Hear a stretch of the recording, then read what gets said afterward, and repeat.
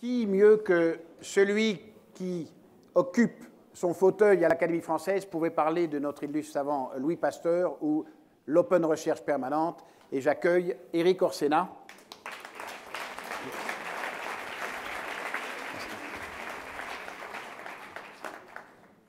Pour nous parler de Pasteur, Éric Orsena vient de publier La vie, la mort, la vie, Louis Pasteur chez Fayard, que je vous recommande chaudement. Sans pub. Moi aussi, je vous le recommande. Alors, par les hasards de la vie et quelques manigances, je suis élu au fauteuil de Pasteur.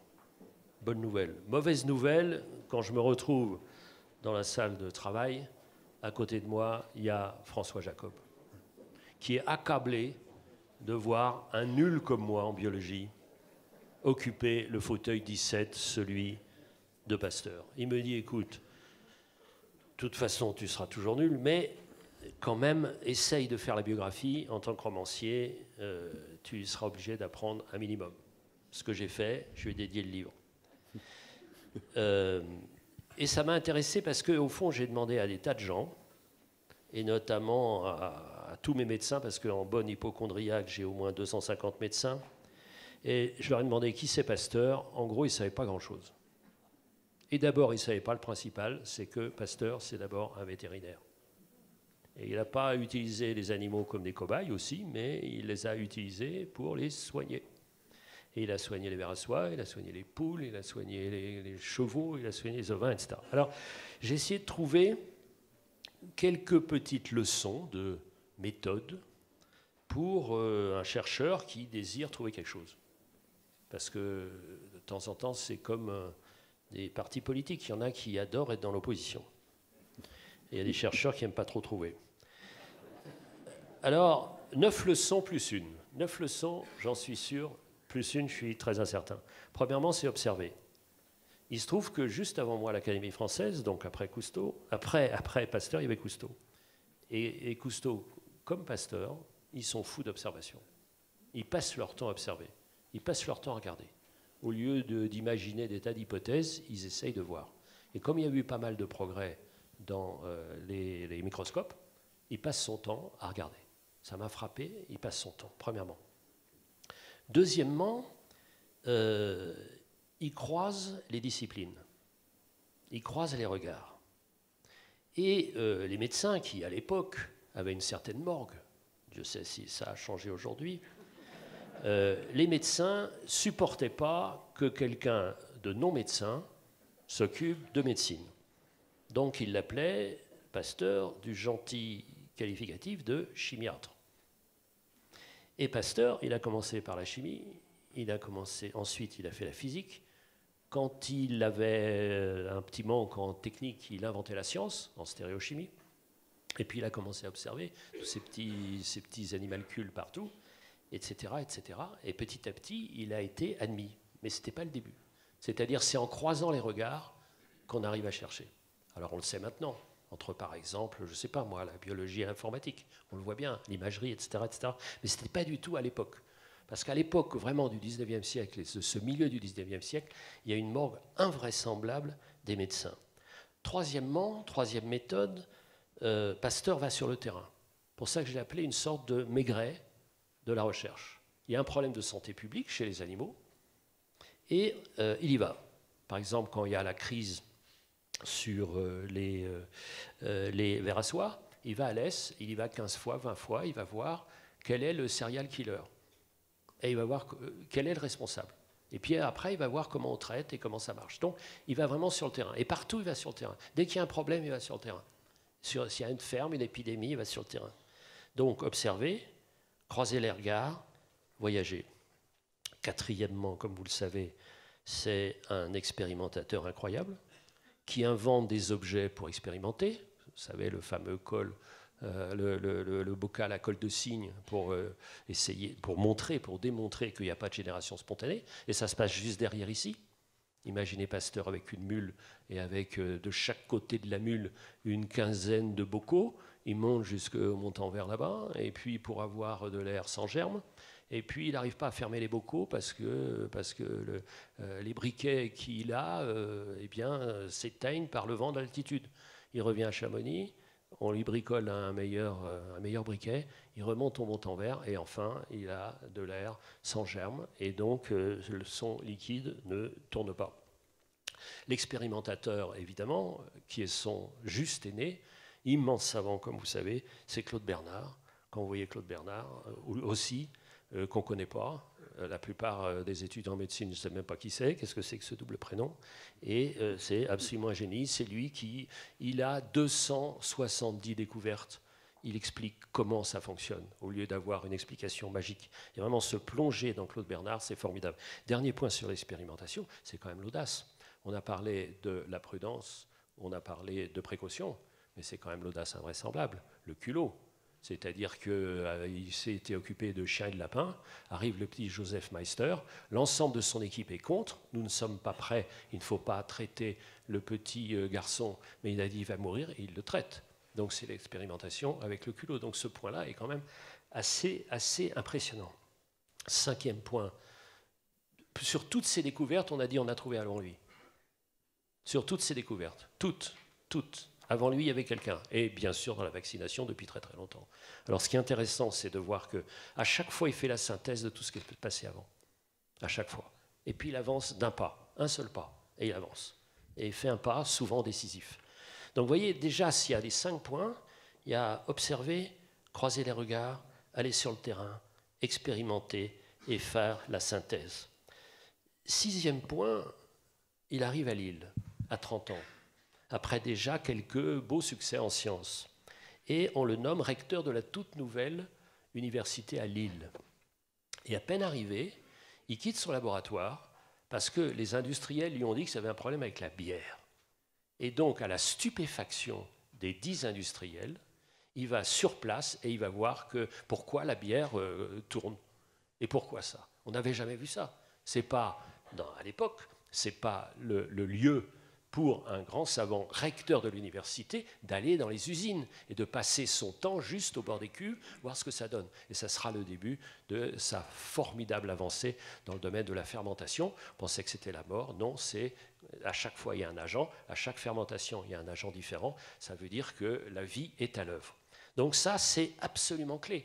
C'est vraiment recherche fondamentale, recherche appliquée. Il a cette phrase formidable, un arbre qui n'a pas de fruits n'a aucun intérêt. 7e point, l'équipe. L'équipe, caractère difficile, caractère extrêmement difficile, dit-on. Caractère difficile, par exemple, il ne serrait pas la main, il ne serrait pas les mains parce qu'il savait évidemment que c'était contagieux. Alors, ce n'était pas le genre à rouler une pelle, jamais. Donc, et puis, il piquait de temps en temps les découvertes de ses collaborateurs. Mais ça, vous avez tous fait ça, moi aussi, donc c'est normal. Et notamment, Émile Roux, c'est lui qui aurait trouvé la méthode pour abaisser la virulence de la rage sur des petits morceaux de moelle de lapin. Donc, mais tout le monde reste avec lui. C'est l'équipe, avec des gens inouïs, puisqu'il y a Roux, bien sûr, mais il y a Metchnikov. Il y a Yersin, il y a tout le monde, ils sont tous là, Calmette, tout le monde est là, il reste une équipe, on n'est pas seul, on ne trouve pas seul. Avant-dernier point, c'est ce qui est très très frappant, c'est il y a évidemment le recours au public et une bataille incroyable, on se plaint du manque, et moi le premier, du manque de crédit alloué à la recherche. Et quand on voit dans quelles conditions travaillaient Claude Bernard et Pasteur, mais c'est invraisemblable. L'un, c'était un galetas au dernier étage, et Claude Bernard, et Pasteur, c'était le minuscule petit labo qu'on peut visiter encore en partie à l'École normale supérieure. Et donc ça, c'était le privé. Et alors, il y a un moment incroyable. Napoléon III promet un vrai laboratoire à Pasteur, et très bien, et les travaux commencent. Et puis Pasteur est atteint d'un AVC. Et alors, sa famille voit passer des gens, comme ça, qui font seulement semblant de continuer les travaux, en disant « il va mourir, c'est pas la peine de lui faire un labo ». Alors, il va mieux, il se rend bien compte qu'on se fout de sa gueule, il appelle l'empereur et lui dit « écoute, voilà », et les travaux reprennent pour de vrai. C'est quand même inouï, c'est Tintin chez les soviets. Donc, c'est quand même assez formidable. Le dernier point qui m'a peut-être le plus frappé. Quand on me dit qu'est-ce qui vous frappe le plus dans cette enquête sur Pasteur, c'est la continuation. C'est-à-dire que évidemment, le grand succès du traitement de la rage, donc des gens arrivent, 10, 20, 100, donc on est obligé de faire un institut. Donc à ce moment-là, c'est des fonds privés qui arrivent. Toujours, l'articulation entre le privé et le public, c'est des fonds privés qui arrivent. Des gens les plus glorieux comme le tsar, comme l'empereur du Brésil, mais aussi les plus humbles qui arrivent là. Et pourquoi? Parce qu'il va d'abord créer ça pour soigner, mais veut continuer à chercher et veut continuer à transmettre. Et ce qui me frappe le plus, c'est la continuation. Il y a d'immenses chercheurs, évidemment, qui ont été à l'origine de centres de recherche. Mais je crois qu'il n'y a pas d'exemple où on a créé du vivant d'un immense chercheur, un centre qui continue à transmettre, qui continue à chercher et qui continue d'une certaine manière à soigner. Donc si on me dit qu'est-ce qui vous intéresse le plus dans cette affaire, c'est la continuité, c'est la continuation. Et ce qui m'a passionné, c'est l'Institut Pasteur aujourd'hui, le réseau de 32 centres dans le monde et de 5000 chercheurs. Voilà les 9 petites raisons. Il y en a une dernière. Est-ce que pour trouver, quand on est chercheur, est-ce qu'il faut être conservateur? Je veux dire, politiquement. C'était son cas. Alors, ce qui m'a amusé, c'était, malheureusement, je n'ai pas pu le raconter en détail, mais la haine immense qu'il y avait entre le savant du 19e, Pasteur, et l'écrivain du 19e, Hugo. Ils se détestaient. Parce que Hugo, c'était une sorte de Bernard-Henri Lévy puissance 18 dans tous les domaines. Et Pasteur, c'était pas ça. C'était pas ça. Et donc, ils se détestaient, évidemment. Et puis, il était vraiment... Alors, il y a un élément, une sorte de bascule psychologique qui m'intéresse. Quand on est tellement dans la découverte, parce que c'est Christophe Colomb avançant vers l'inconnu quand même à chaque fois. Et à chaque fois, il se fait tacler, sans arrêt, violent, il répond, d'une violence invraisemblable. Invraisemblable. Avec d'ailleurs une passion du 19e siècle pour la science. On méprise le 19e en disant il pensait qu'au pognon, etc., tout ça. Mais quand même, quand il y avait des débats scientifiques, on organisait des joutes scientifiques. Au grand amphi de la Sorbonne, il y avait 2000 personnes passionnées. Donc quand même, ce n'est pas un siècle nul, quand même. Hein, il n'y avait pas Internet pour y aller, il n'y avait pas l'amour est dans le pré, mais enfin, c'est quand même assez intéressant. Donc cette personne qui s'accroche à des idées conservatrices, Il est élevé dans la grandeur de son père, parce que son père avait été un soldat de Napoléon Ier, et c'est Napoléon III qui va l'aider à se développer. Donc il est conservateur, sa famille joue un rôle absolument clé. Et pourquoi j'ai appelé ça la vie? Bien sûr, parce qu'il va passer toute sa vie à expliquer les mécanismes de la vie. Pourquoi la mort? Parce que la mort, comme si elle était jalouse de ce qu'il découvrait dans la vie et pouvoir développer la vie, va le frapper comme très peu de gens, puisqu'il perd ses 2 sœurs adorées, elles ont 25-27 ans, et sur 5 enfants qu'il adorait, il perd 3 petites filles à 2 ans, à 9 ans, à 12 ans. La mort frappe, et il relance quand même, épuisé, après un 2e AVC, il relance, il crée l'Institut Pasteur, et j'ai un chapitre qui me résume un peu ça. Pendant la mort, les travaux continuent, c'est ce que je vous souhaite.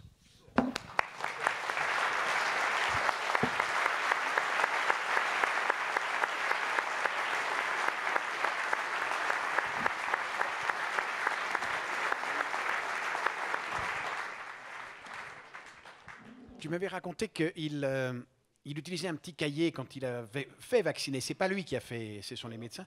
Le petit Meister, il avait un cahier et il notait toutes les heures dans une angoisse folle ce qui se passait. Angoisse folle. Alors cette histoire de juillet 1885 est historique. Vous l'avez sans doute vu, mais c'est carnet d'enquête parce qu'il notait absolument tout, donc jour après jour et après tout. Et puis avec une virulence accrue chaque jour, bien sûr. Et puis à un moment donné, étrange, une fois qu'on a eu fini les inoculations, il se tire. C'est les premières vacances de sa vie.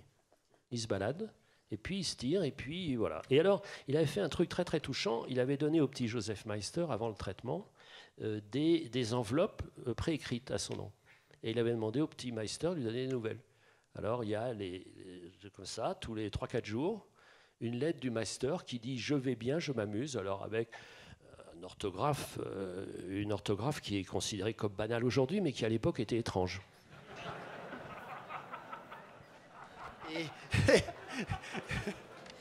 Non, mais nous sommes ici à Cham, nous ne sommes pas pour la réforme du collège, mais ça peut venir.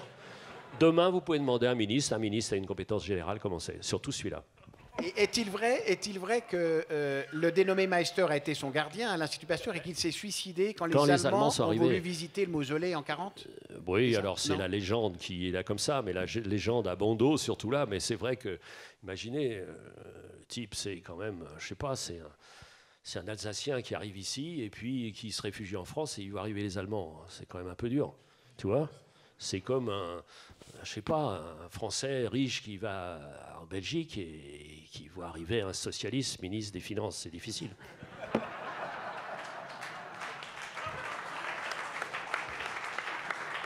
Alors, nous allons continuer. Je vais demander à Philippe Amouyel, Éric Labaille et Jean-Louis Touraine, tous les trois, de venir à la table pour continuer à échanger avec Éric Orsena sur la recherche sur Pasteur. Et venez vous asseoir. Et je vais commencer par Philippe Amouyel. L'esprit pasteurien, c'est quoi exactement? Ça continue toujours? Ça a été dévoyé? L'homme qui a géré l'Institut Pasteur de Lille. Allez. Non, ça continue toujours. Hein. Je crois que ce qu'a décrit Éric Orsena, il y a une vraie communauté de chercheurs pasteuriens. Quand on a la chance de travailler dans un Institut Pasteur, en général, on se sent investi d'une mission, la recherche n'en est que plus efficace. Il y a un réseau mondial des instituts Pasteur. Il faut savoir que Pasteur a en effet créé l'Institut Pasteur à Paris, puis l'Institut Pasteur de Lille, puis l'Institut Pasteur du Vietnam. Tout un réseau qui se fait. Et en effet, on n'a jamais vu ça aujourd'hui. Même aujourd'hui, quand on crée un institut, ça n'existe pas. Et l'Institut Pasteur continue à créer des instituts à la demande de gouvernements, que ce soit l'Amérique du Sud, que ce soit les pays d'Asie. Donc il y a vraiment cette dynamique qui existe toujours avec une orientation qui aujourd'hui reste encore sur les maladies infectieuses et qui commence également à s'orienter vers les maladies chroniques. Mais on n'est donc absolument pas dans le modèle inférentiel, hypothèse, expérimentation, confirmation. On est dans j'observe, qui m'amène à l'hypothèse. Alors, on est dans le modèle inférentiel, par rapport à ce qu'on disait ce matin. On reste dans le modèle inférentiel. C'est ce qui reste aujourd'hui un des éléments de base de la biologie, même s'il y a des poussées sur les modèles de fouilles de données. Mais dans ce circonstance-là, c'est bien du domaine inférentiel, du domaine expérimental. C'est ce qui a été décrit il y a quelques instants. Alors, on le fait systématiquement. C'est la base de la recherche. Et que la recherche soit fondamentale, appliquée, clinique, translationnelle, c'est toujours de la recherche. On fait des hypothèses. On démontre des choses, et puis après, il y a un travail qu'on oublie souvent, on essaie de démontrer que ce qu'on a fait est faux. Et si ça résiste, on a de grandes chances que ce soit vrai. Et ça commence à devenir intéressant. Là, Jean-Louis Touraine, le médecin et le scientifique, ensuite on parlera du politique. Le médecin et le scientifique sur le sujet. Moi, je dirais à notre académicien que ça ferait mieux avec 10 leçons pour faire, comme les 10 commandements, pour aider à devenir un grand chercheur et Pasteur. Mais comme je suis chercheur, je suis sûr des 9 premières, mais j'ai des doutes sur la 10e. Voilà. Et la 10e, pourtant, elle est importante. C'est le conservatisme. C'est l'esprit antidogmatique. Ben oui. qui peut aller avec, qui n'est pas incompatible avec le conservatisme politique, qui n'est pas incompatible avec un esprit anti-provocation, mais c'est un esprit antidogmatique. Et je ne crois pas qu'il y ait de grands chercheurs qui n'aient pas été animés de cet esprit, parce qu'il a fallu qu'il lutte d'une façon considérable toute sa vie durant contre les dogmes préexistants, et d'autres auraient pu baisser les bras. Donc je crois que c'est vraiment important de considérer qu'il y a la nécessité de cette détermination pour lutter contre les idées préétablies, les idées anciennes, parce qu'il a été vraiment, évidemment, celui qui a développé la révolution pasteurienne en faisant tomber toutes les idées précédentes, ce qui était quelque chose de considérable. Il y a une anecdote, moi, qui m'a frappé, c'est qu'il est reçu à l'Académie française par Ernest Renan. Plus personne ne s'intéressait à Ernest Renan, mais Ernest Renan, dans l'ordre des sciences humaines, c'est Pasteur dans l'ordre de la science. Pourquoi? Parce qu'il a convoqué tout ce qu'on savait sur la méthode historique, notamment, pour savoir qui était Jésus. Et sa conclusion, qui paraît simple aujourd'hui, est de dire « Jésus, cet homme admirable ». Et cette simple phrase, chez moi en Bretagne, chez toi, près de Tréguier, a entraîné des émeutes avec des morts. Et c'est lui qui reçoit Pasteur. Il l'engueule parce que Pasteur avait un peu roulé les mécaniques. Il lui dit « Écoutez, vous nous ferez part et vous nous expliquerez toutes vos certitudes. Nous vous apprendrons un peu le doute, un tout petit peu la modestie, et peut-être... » Et il dit ça à la fin, comme on tacle aujourd'hui, l'esprit de finesse. Alors, il y a aussi un truc qui est intéressant, c'est que tu dis bien qu'il n'a pas triché, mais il a piqué. Il a piqué aux autres. Mais ça, tous les grands scientifiques où ont triché sur leurs résultats ont piqué. Ptolémée a piqué toutes ces données au point de vue de l'astronomie, un type qui existait avant lui. Le grand Newton a joué un petit peu avec ses équations pour que ça passe. Même Einstein sur sa relativité. Donc, on s'aperçoit que les scientifiques trichent parce qu'ils ont besoin d'une reconnaissance de pouvoir. Christophe Colomb a menti. Christophe Colomb a menti. On pourrait les citer à l'appel. Il n'empêche que la vérité est toujours la même, elle est celle du moment, c'est elle qui triomphe. C'est le seul, on peut dire que la science est le seul élément vraiment universel au monde. On parle le même langage. D'où la définition du roman qui est magnifique, qui montre que les romanciers sont les plus grands des scientifiques. Il y a la grande définition du roman par Aragon, le roman c'est le mentir vrai. Oui. Dans les couples, enfin on peut essayer, mais ça marche moins bien. Pas au 3e mariage en tout cas. Mais juste un point, je crois qu'on ne peut pas parler de tricherie. C'est-à-dire que l'idée qu'on se fait, c'est qu'il y a une découverte, il y a une vérité absolue qui existe, on la trouve et on l'a découverte. C'est pas comme ça la vérité, c'est pas du tout comme ça. Il y a quelque chose qui existe, le cerveau humain crée une interprétation et trouve une logique qui s'intègre dans le reste. Et imaginez qu'on peut être seul, c'est de plus en plus vrai actuellement pour découvrir quelque chose, c'est vraiment exceptionnel. C'est epsilon. Après, le problème, c'est que ça intéresse personne tant qu'on n'a pas trouvé un sens. Le jour où on a trouvé un sens, il y a des tas de pères qui arrivent pour dire voilà, c'est moi qui ai trouvé ça le premier. Ça existe toujours. Il y a des batailles de brevets, il y a des batailles de discussion. Il n'y a pas que là, hein, dans la propriété industrielle, dans tout un tas de propriétés, même de littérature. On dit mais oui, il m'a copié. Il y a des plagiats, donc ça a toujours existé. Ça existe dans la science et c'est pas pire ici qu'ailleurs. Éric Labaille, sur le sujet, quel est l'avis d'un consultant spécialisé dans la santé qui connaît bien tout cela? Moi, je rebondirais sur quelques points qu'a fait Éric. J'ai trouvé Louis Pasteur d'une incroyable modernité, en fait. Tu parlais d'interdisciplinarité, c'est quand même un des sujets aujourd'hui dans la science en général, ou même dans tous les sujets. Des organisations sont toujours en silo, des gens sont mono-focalisés. Lui était un physicien, chimiste, il a fait de la biologie. Donc je pense que cette idée d'interdisciplinarité est absolument moderne aujourd'hui dans l'innovation. Un deuxième élément, c'est la globalisation. Vous parliez justement des instituts Pasteur, quand même au 19e siècle, première mondialisation, et tout de suite, on va sur le terrain, on va à l'endroit où les maladies sont locales, et on commence à bâtir un réseau. Donc l'idée de communauté, l'idée de réseau, dès le 19e siècle, aujourd'hui, c'est quand même, quand on pense d'innovation ouverte, c'est un des grands sujets qui est sur la table. Et le troisième, c'est le lien avec l'industrie. Les betteraviers, les éleveurs de verre à soie, les viticulteurs, etc. Et j'aime bien, il y a la citation, c'est « Aimer la réussite économique n'est pas une maladie honteuse ». Donc je pense que c'est encore d'une actualité on pourra en parler demain, voilà, plutôt assez importante. Et à ce niveau-là, je crois qu'il doit inspirer aujourd'hui beaucoup des ouvertures qui sont faites entre les académiques, entre le venture capital, entre la recherche appliquée, etc. Donc pour moi, une modernité très forte. Mais il y avait une idée qui n'était pas du tout moderne, en tout cas en France, il disait chaque heure non travaillée est une heure volée.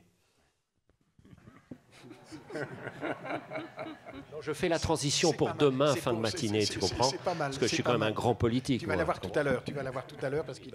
Très bien. Voilà. Mais tout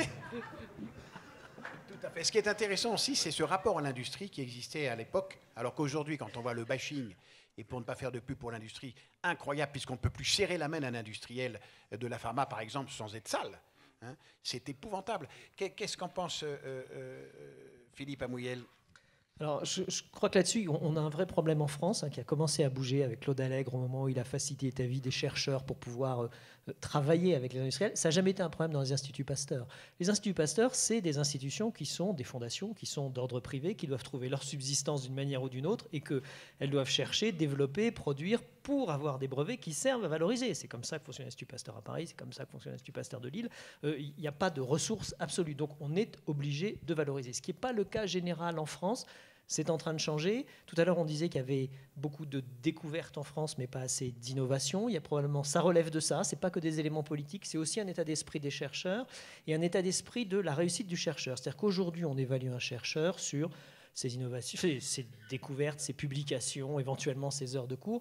Mais que vous ayez créé une entreprise, que vous ayez fait une découverte, que vous ayez déposé un brevet, ça compte pas plus ni moins dans votre épreuve de titres et travaux. Donc ça veut dire quoi? Ça veut dire que finalement, comment voulez-vous motiver les gens? Donnez un peu plus de poids à ça et vous verrez que probablement les choses seront facilitées. Et la loi, aujourd'hui, permet ça. Alors certes, il y a une commission de déontologie, c'est un minimum, mais on peut le faire aujourd'hui, mais on ne le fait pas. On a les outils, donc il manque quelques éléments qui relèvent probablement de la culture qu'on a actuellement, qu'on traîne depuis un certain temps. Et le côté libéral vient peut-être s'imposer ici et peut aider à ça, mais dans le bon sens du terme, pour essayer de créer de la valeur. Tu nous disais, mettez des scientifiques d'horizons très différents, mélangez-les dans un grand sac et rajoutez des dollars ou des euros et ça marche. Ouais, non, c'est vrai. C'est ce la que je dis bonne toujours. alchimie. À chaque fois, on me dit qu'est-ce qu'il faut. Je dis il faut des cerveaux et beaucoup d'argent autour. Et voilà, et c'est ça qui va faire des découvertes. Il y a des exemples concrets. Regardez ce qui a été fait sur le sida. Regardez ce qui se passe sur le cancer actuellement. C'est les champs où on injecte le plus d'argent. On a eu des réponses dans des temps relativement rapides. Il y a eu même des adaptations d'un certains éléments de régulation pharmaceutique qui ont permis de développer, de diffuser ces médicaments beaucoup plus vite. Donc, je crois qu'en effet, il y a ces deux besoins. C'est des équations assez simples. Les Américains l'ont compris. Certains pays européens, il faut aussi qu'on s'y mette.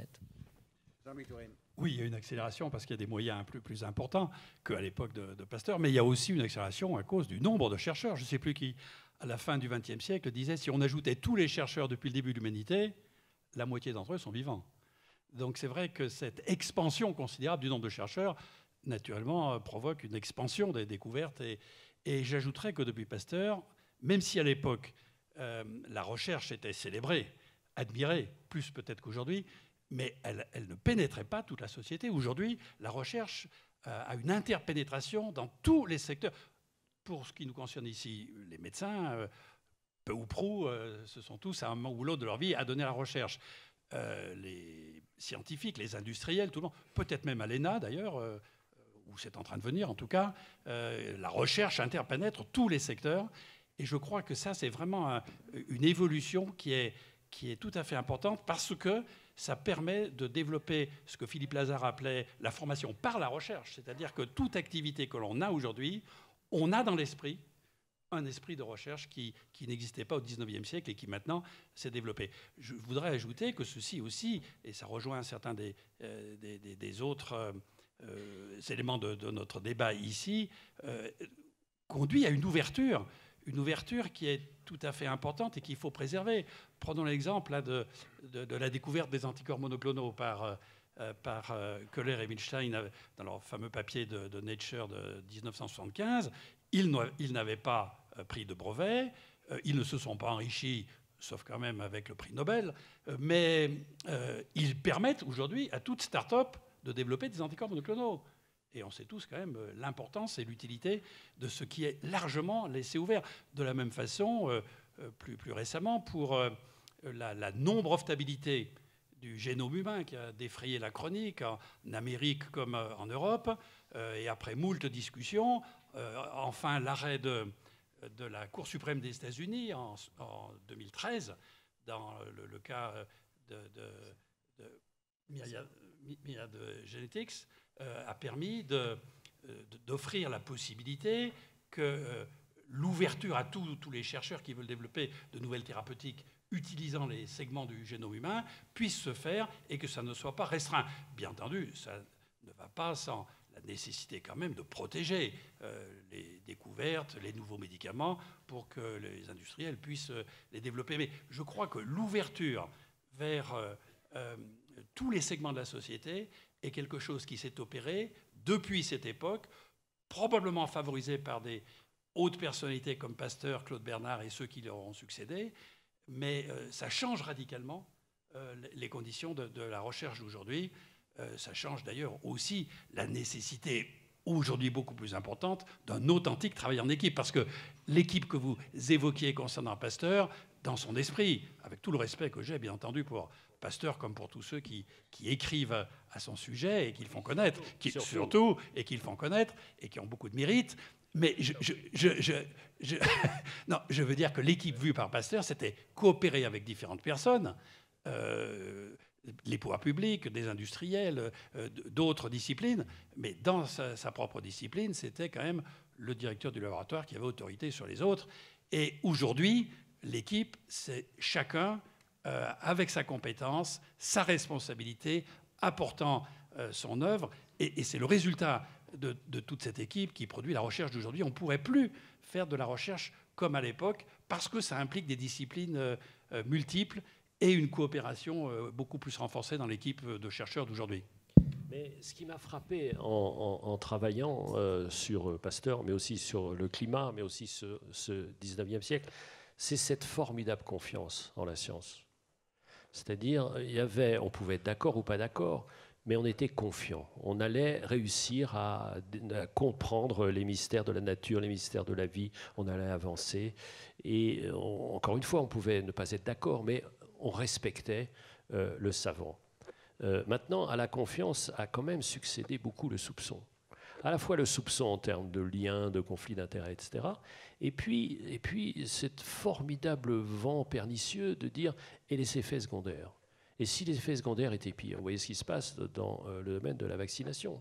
Et donc moi, je suis très frappé, étant de plus en plus proche des milieux médicaux à cause de ce livre, et je discute de plus en plus avec les gens de l'Institut Pasteur. J'ai eu l'immense honneur de passer 2h30 avec Françoise Barré-Sinoussi jeudi dernier. Et donc ce côté-là de soupçon, qui est un autre cancer mental, en disant, et à chaque fois, la science était la réponse au désordre de la nature.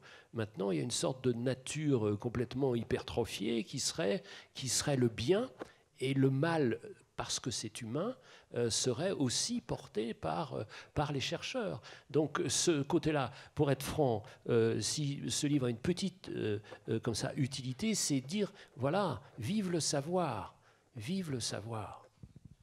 Le balancier a été trop loin dans l'autre sens, puisque même certains médecins, je citerai personne, et de nombreux soignants sont devenus presque des avocats anti-vaccination, pour vous citer cela, ce qui est assez paradoxal. Rappelons que Louis Pasteur a perdu 3 enfants, vous l'avez dit, de la diphtérie. De la diphtérie, tout simplement parce que les vaccins n'étaient pas encore disponibles, et pour cause. Mais il ne faut peut-être pas oublier, quand on parle des effets secondaires, aussi les effets positifs. Oui, mais vous savez, la bataille est là, et c'est lié, puisque c'est le thème du réel et du virtuel, c'est ce qui se passe dans le net. C'est-à-dire qu'il faut bien faire comprendre aux gens qu'on ne vote pas sur le vrai et le faux. Et que l'histoire de science n'est pas une affaire d'opinion. Et que cette sorte de fausse démocratie sur cette affaire-là, mais c'est un obscurantisme hallucinant. Et on en parlera demain matin.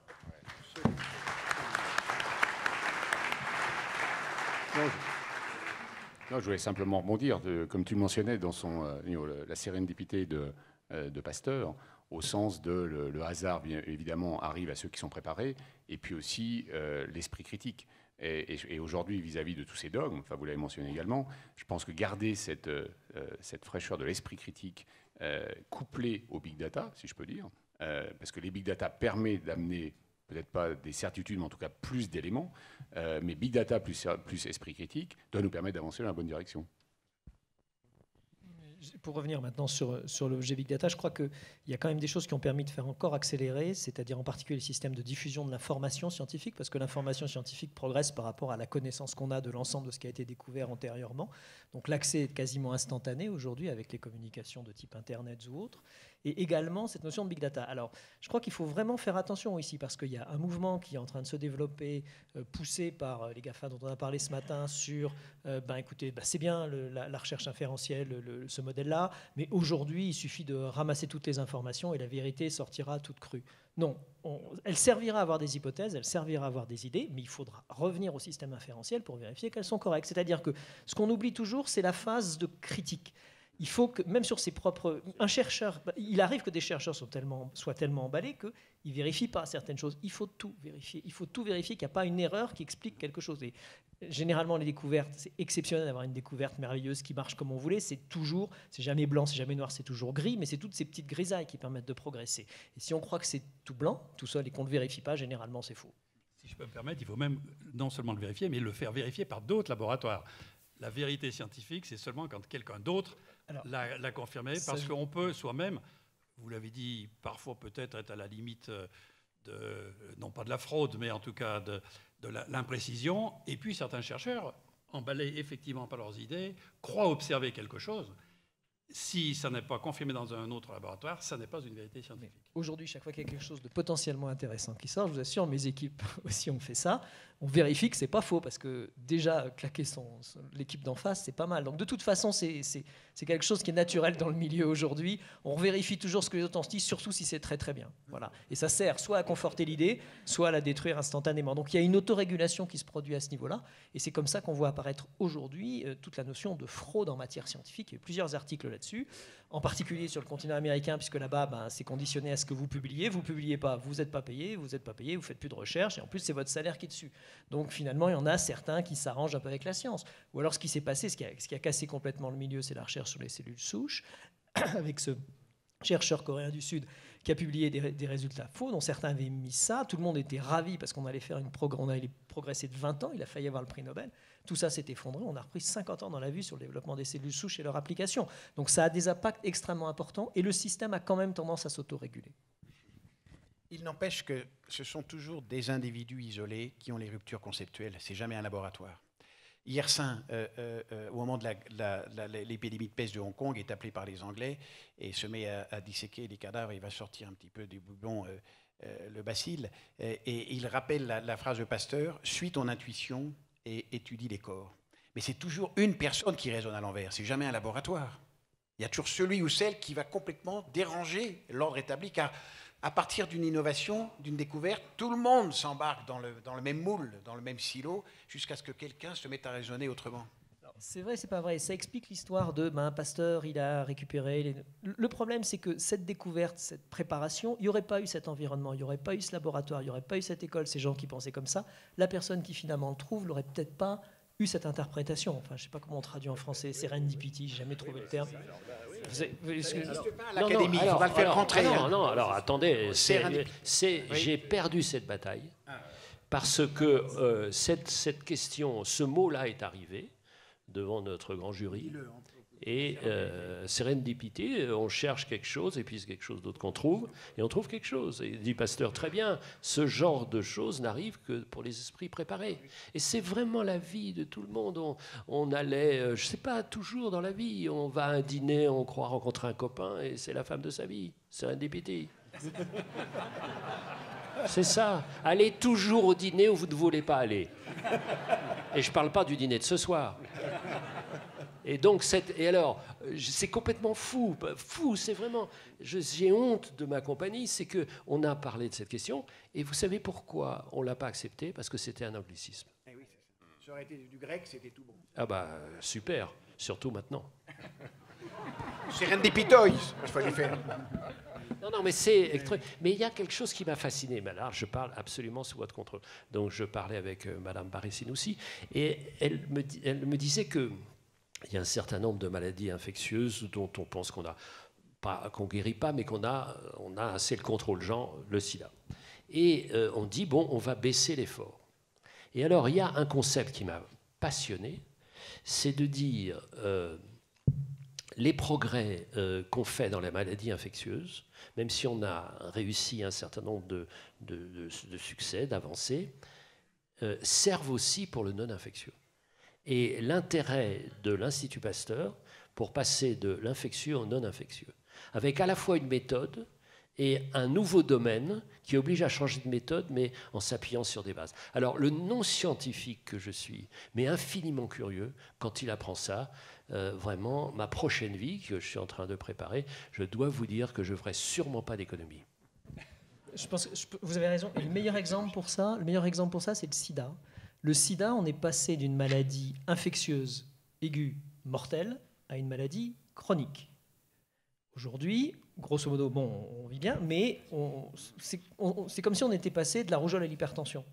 On a changé de modèle. Et c'est vraiment intéressant parce que c'est vers cette évolution qu'on a. Et ça pose également tout un problème de conséquences sur les systèmes de santé et autres. Et qu'aujourd'hui, la mortalité, elle est expliquée par l'augmentation de l'espérance de vie qui est portée essentiellement par ces maladies chroniques. En revanche, la réduction des maladies infectieuses tient beaucoup à l'hygiène, beaucoup aux antibiotiques, mais tient sous contrôle. Il y a une pression.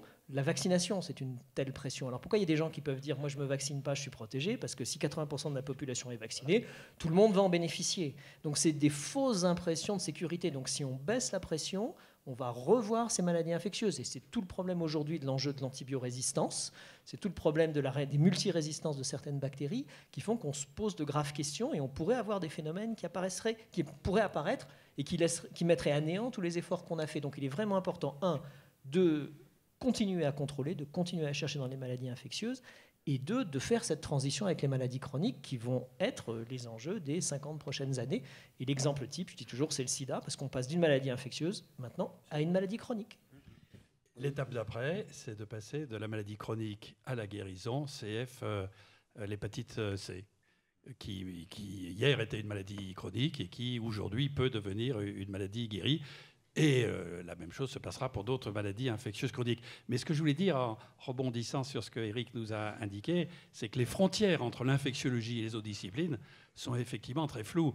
Là, on vient d'observer que, depuis quelques années, que des rétrovirus endogènes, donc qui sont intégrés dans notre génome, mais qui sont au départ des rétrovirus, sont trouvés d'une façon extraordinairement fréquente dans, et peut-être à l'origine, de sclérose en plaques, de diabète, de schizophrénie, pour ne prendre que 3 maladies dont on ne pensait pas qu'elles étaient d'origine infectieuse. Moi, le parcours, je découvre, mais avec éblouissement, passion. Mais pourquoi j'ai attendu mon âge avancé, ce qui se passe avec le microbiote? Je suis comme un fou. Mais comme un fou. Je regarde même plus la Coupe du monde de rugby, je m'en fous. Tu préfères tes 100 milliards de bactéries dans ton intestin grêle? 100 milliards plutôt que 15 costauds qui répètent toujours la même chose, ils passent rarement la ligne blanche, donc alors que les autres. Mais la question que je voulais poser, c'est, regardez, à chaque fois qu'on parlait, c'est les questions de frontières. Hein, et on voit aussi dans la réalité des choses à quel point les frontières sont poreuses comme ça et dans ce domaine-là. Et il y a un autre élément qui m'intéresse énormément, c'est la relation avec le temps. On passe une maladie infectieuse, donc mortelle à très court terme, à une maladie chronique, c'est-à-dire du long terme. C'est l'inverse de notre société, on prend du long terme et on est pris en otage par le court terme. Vous voyez, la relation de nos sociétés avec le temps. Vous voyez, c'est ce genre de choses, moi, qui me passionne en discutant avec les chercheurs. Merci. Parfait, merci à tous les 4.